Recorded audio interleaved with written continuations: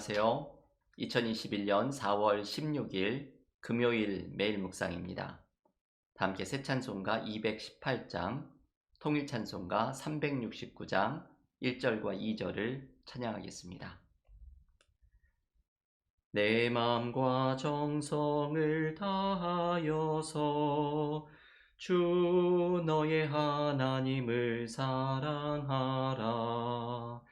내 몸을 아끼고 사랑하되 형제와 이웃을 사랑하라.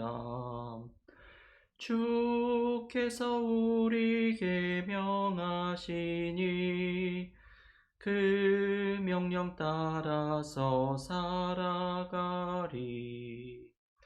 널 미워 해치는 원수라도 언제나 너그럽게 사랑하라. 널 핍박하는 자 위에서도 진실한 마음으로 복을 빌라. 주께서 우리에게 명하시니 그 명령 따라서 살아가리. 아멘.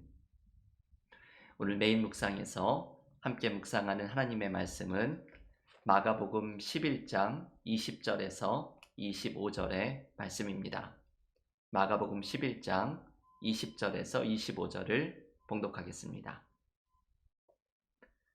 그들이 아침에 지나갈 때에 무화과 나무가 뿌리째 마른 것을 보고 베드로가 생각이 나서 여짜오되 랍비여 보소서 저주하신 무화과 나무가 말랐나이다. 예수께서 그들에게 대답하여 이르시되 하나님을 믿으라.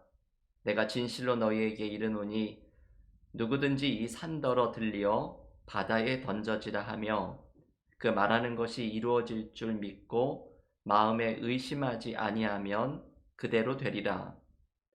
그러므로 내가 너희에게 말하노니 무엇이든지 기도하고 구하는 것은 받은 줄로 믿으라. 그리하면 너희에게 그대로 되리라. 서서 기도할 때에 아무에게나 혐의가 있거든 용서하라. 그리하여야 하늘에 계신 너희 아버지께서도 너희 허물을 사하여 주시리라 하시니라. 아멘. 하나님의 말씀입니다. 오늘 마가복음 묵상 57번째 시간입니다. 우리는 바로 이전 장면에서 예수께서 무화과 나무를 저주하시는 이야기, 그리고 예루살렘 성전을 청결하시는 이야기를 함께 묵상하였습니다. 잎사귀는 무성하지만 열매를 맺지 못하던 무화과 나무를 저주하신 사건은 하나의 상징적인 사건이었음을 강조하였습니다.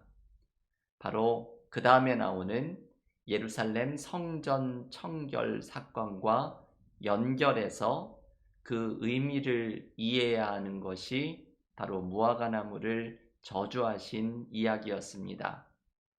그 의미는 열매를 맺지 못하는 신앙인, 열매를 맺지 못하는 교회를 향한 예수님의 준엄한 책망의 말씀이었습니다. 예루살렘 성전의 문제는 지난 시간에 살펴본 것처럼 이방의 빛이 되어서 만민이 기도하는 집이 되어야 할 성전이 유대인들의 욕망이 판을 치는 강도의 소굴로 전락한 것이었습니다. 무화과 나무를 저주하신 것은 이러한 예루살렘 성전이 끝이 났음을 알려주는 상징적인 사건입니다. 이것이 너무나 급진적인 메시지이지요. 무화과 나무의 저주가 예루살렘 성전의 종언을 고하고 실제 그 모습을 예루살렘 성전을 청결하시는 모습에서 주님이 보여주십니다. 이것이 너무나도 급진적인 모습이었기 때문에 유대인들, 특별히 유대의 종교 지도자들은 예루살렘 성전을 청결하신 주님의 모습을 보고서 어떻게 주님을 죽일지를 그 계획을 구체화하는 모습을 보여주었습니다. 오늘 우리가 묵상하는 본문의 이야기는 예수께서 저주하셨던 무화과 나무가 실제로 그 뿌리채 말라버린 장면을 우리가 함께 묵상합니다. 예수님의 무화과 나무의 저주가 현실로 이루어진 것입니다. 우리가 그동안 묵상한 말씀으로 오늘의 장면을 생각해 보면 무화과 나무가 뿌리째 마른 것은 성전이 이제 그 기능을 멈추었다는 것을 상징합니다. 그러면 우리는 심각한 질문을 하나 던지게 됩니다. 주님의 성전의 끝을 선언하셨다면 사람들이 성전에서 하나님을 만나고 하나님으로부터 죄를 용서받는 것이 이제는 어떻게 가능할 수 있겠습니까? 구약에서 제물을 바치며 제사를 지내고 그것을 통해서 하나님과의 교제로 나아가던 그 성전이 뿌리채 마르는 성전의 종언을 고하였으니 앞으로는 어떤 방법으로 하나님과의 관계가 이루어질 수 있겠습니까? 우리가 지난 시간에 이것을 이미 말씀을 드렸습니다. 예수님을 통해 세워질 새로운 성전, 십자가로 성소의 휘장을 찢으며 하나님께 나아갈 길을 열어놓으신 주님을 통해서 우리는 하나님께 나아갈 수 있게 됩니다. 이제 예루살렘 성전이 그 기능을 멈추고 예수 그리스도를 통해 새로운 성전이 세워질 것입니다. 마가복음은 이제 십자가와 부활을 통해서 이것을 앞으로 자세하게 보여주게 됩니다. 오늘 묵상하는 본문은 예수님을 통해 세워질 새로운 성전이 어떠한 특징이 있는지를 가르쳐 줍니다. 이제 성전에서 행하는 제사와 제사장을 통해서 하나님께 나아갈 수 없다면 우리는 어떻게 하나님께 나아갈 수 있겠습니까? 그 방법을 오늘 본문은 세 가지로 알려줍니다. 첫째는 믿음입니다. 우리는 믿음을 통해서 하나님께로 나아갈 수 있음을 주님은 가르쳐 주십니다. 오늘 본문 22절과 23절을 읽어보겠습니다. 예수께서 그들에게 대답하여 이르시되 하나님을 믿으라. 내가 진실로 너희에게 이르노니 누구든지 이 산더러 들려 바다에 던져지라 하며 그 말하는 것이 이루어질 줄 믿고 마음에 의심하지 아니하면 그대로 되리라. 여기에서 주님은 믿음에 대해서 가르쳐 주십니다. 새로운 성전에서 하나님을 만나는 방법은 철저한 믿음입니다. 산이 들려서 바다에 던져지는 것은 불가능해 보이는 일입니다. 하지만 이러한 불가능해 보이는 일도 하나님을 철저하게 신뢰하는 것이 믿음이고 바로 믿음이 하나님께로 나아가는 방법이 된다는 것입니다. 두 번째, 주님이 이루실 새 성전에서 하나님께 나아가는 방법은 기도입니다. 오늘 본문 24절 말씀을 다시 읽어보겠습니다. 그러므로 내가 너희에게 말하노니 무엇이든지 기도하고 구하는 것은 받은 줄로 믿으라. 그리하면 너희에게 그대로 되리라. 이 구절은 기도 응답에 대해서 알려주는 귀한 말씀이지요. 무엇이든지 기도하고 구하는 것은 받은 줄로 믿으라. 기도하는 것을 하나님께서 응답해 주신다는 기도 응답의 약속입니다. 그런데 이 말씀은 동시에 기도가 예수님을 통해 세워질 새로운 성전의 중요한 특징임을 알려줍니다. 곧 기도가 하나님께로 나아가는 방법입니다. 우리가 지난 시간에 묵상했던 성전 청결의 장면을 다시 한번 떠올려 보십시오. 주님께서 말씀하신 성전의 의미는 만민이 기도하는 집입니다. 새로운 성전은 만민이 기도하는 집이 되어야 합니다. 대제사장이나 피해 제물 없이도 기도를 통해서 하나님께 모두가 나아가는 곳이 바로 주님을 통해 이루어질 새로운 성전입니다. 마지막 세 번째로 주님께서 이루실 새로운 성전에 하나님께로 나아가는 방법은 용서이지요. 우리가 생각하지 못한 것을 주님께서 말씀하십니다.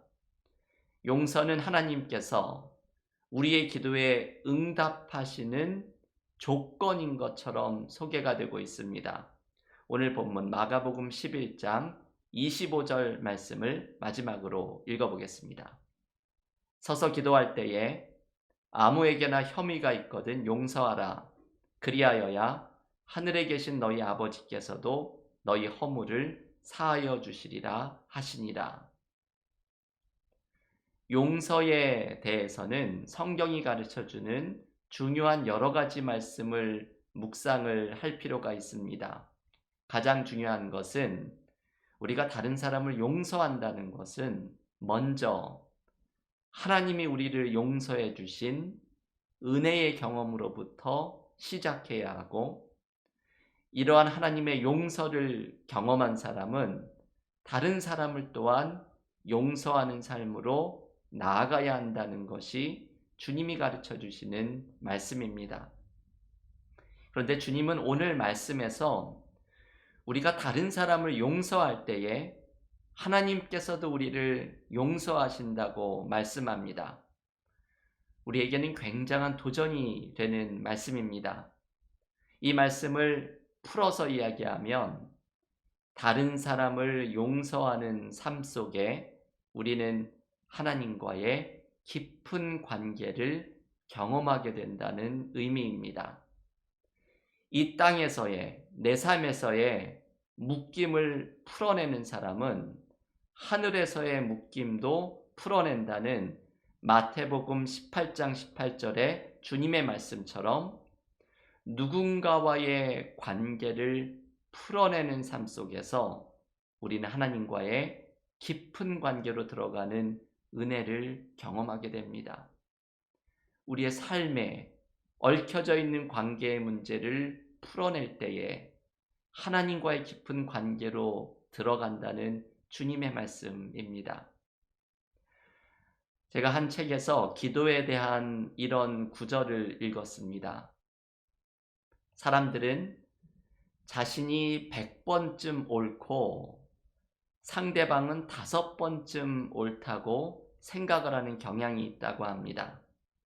그런데 기도를 깊이 하다 보면 반대로 생각을 하게 된다는 것이죠. 상대방이 100번 옳고 내가 5번쯤 옳다는 경지에 이르게 된다는 것입니다. 그런데 이것 또한 완전하지 않다고 합니다. 완전한 경지에 오른 사람은 자신이 105번 모두 잘못했다는 것을 깨우쳐야 한다고 말합니다. 오늘 본문이 말하는 하나님을 향한 철저한 신뢰의 믿음을 가진 사람은, 그리고 기도를 통해서 하나님께 나아가게 되는 사람은 이렇게 다른 사람을 이해하고 품을 수 있는 마음을 갖게 됩니다. 이러한 누군가를 품고 용서하는 것이 예수님을 통해 이루어질 새로운 성전의 특징이라는 것입니다. 용서가 하나님께 나아가는 방법이라는 것입니다. 교우 여러분, 오늘 주님께서 주시는 말씀은 우리에게 큰 도전이 되는 말씀입니다. 우리가 이전에 묵상했던 무화과 나무의 저주와 성전 청결의 이야기의 맥락 속에서 오늘의 본문을 새로운 성전에서 하나님께 나아가는 방법에 대해서 알려주는 주님의 말씀으로 읽을 때에 오늘의 말씀은 우리에게 깊은 도전을 줍니다. 주님은 하나님께로 나아갈 수 있는 방법을 바로 믿음과 기도와 용서를 강조하십니다. 이것이 얼마나 중요한 세 가지의 주제입니까? 믿음의 공동체는 믿음과 기도와 용서를 실천하며 하나님께 나아가는 공동체입니다. 오늘 주님께서 우리에게 주신 말씀을 붙들고서 우리의 삶에서 믿음과 기도와 용서의 실천을 통해 하나님과의 깊은 관계로 나아가는 믿음의 교우들이 모두 되시기를 간절히 기원합니다. 다 함께 기도드리고 개인 기도와 통독으로 경건의 시간을 이어가겠습니다. 하나님, 감사합니다. 오늘 주님께서 무화과 나무를 저주하시고 성전을 청결하신 이야기에 이어서 이제 주님이 이루실 새로운 성전에서 어떻게 하나님께 나아갈 수 있을지 그 방법을 묵상하게 하는 오늘의 말씀 속에 세 가지의 하나님께 나아가는 길을 배웠습니다. 철저한 신뢰의 믿음으로, 그리고 기도로, 땅에 묶인 것을 풀어내는 용서로 하나님과의 깊은 관계로 나아가는 주님의 말씀을 듣고 우리의 삶 속에서도 믿음과 기도와 용서의 실천으로 하나님과의 관계가 더욱더 깊어져가는 은혜를 누리게 하여 주시옵소서. 예수님의 이름으로 기도하옵나이다. 아멘.